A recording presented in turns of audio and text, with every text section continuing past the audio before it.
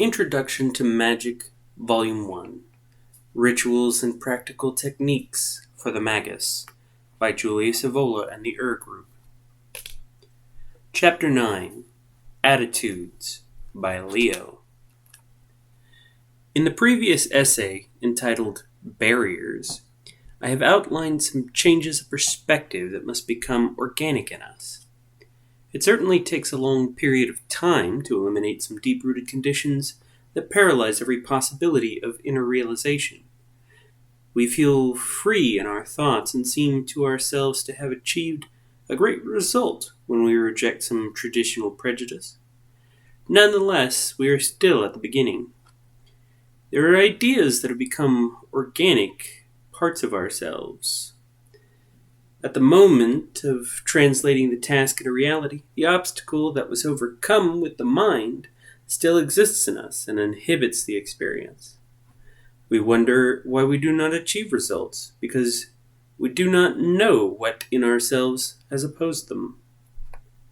If we know all this, then it would be possible to become aware of this dualism between mere thought and inner constitution, between thoughts connected to the brain and thoughts that live in essence within us, rooted in other organs.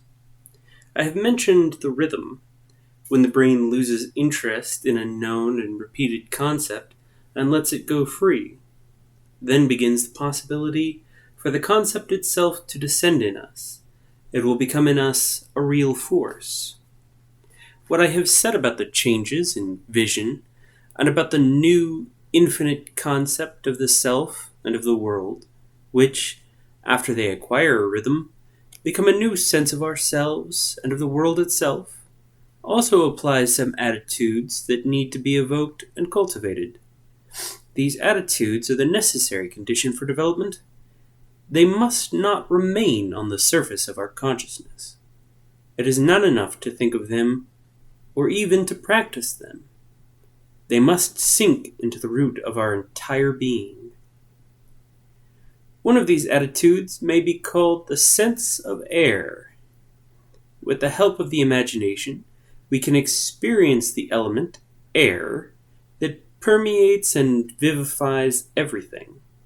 We can also experience its changing character, its silent presence, and all the gradations of motion from subtle, imperceptible brushing to power, impetus, and violence.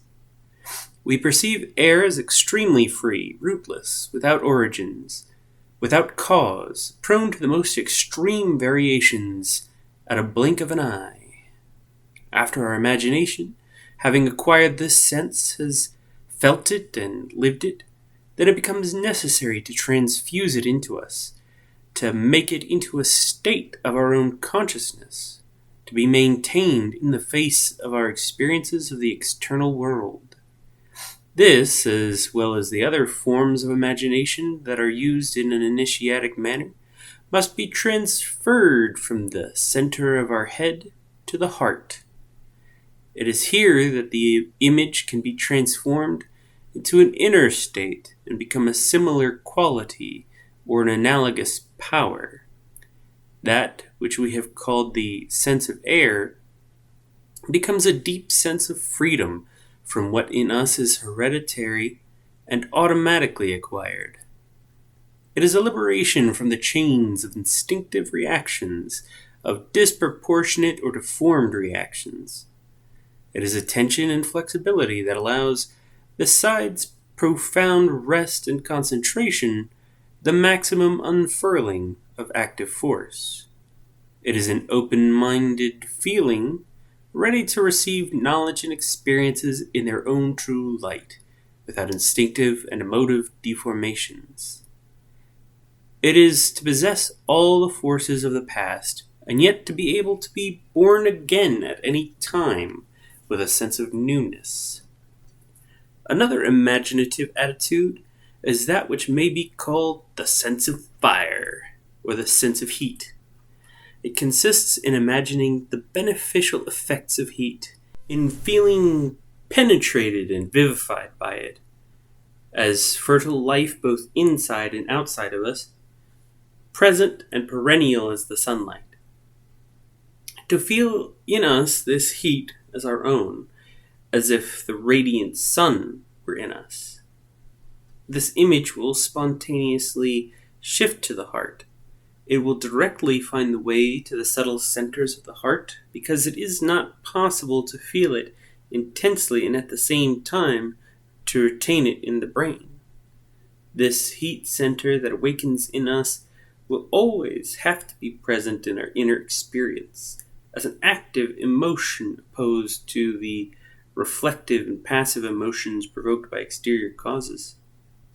It is not possible to have an icy and purely cerebral awakening. All the rules and possibilities of an initiatic education will not yield fruits without the sense of fire, reawakened in the heart. This is why people in the past have followed the path of devotion. However, such a path was too often polluted by prejudices and passive emotions, and could not bestow knowledge.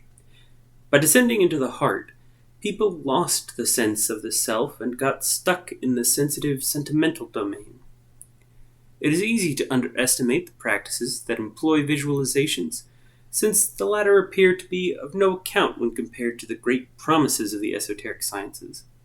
But my experience, as I attempted and followed different paths, wasting time and energy, compels me to help other practitioners to avoid mistakes that leave their imprint for a long time, deforming the harmony of our being.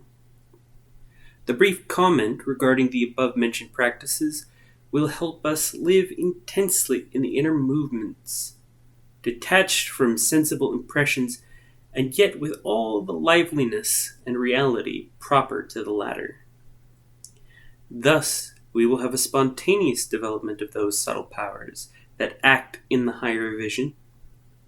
It will also be necessary to prepare ourselves for that which we must see and know, anticipating knowledge with a clear mental view of what is awaiting us.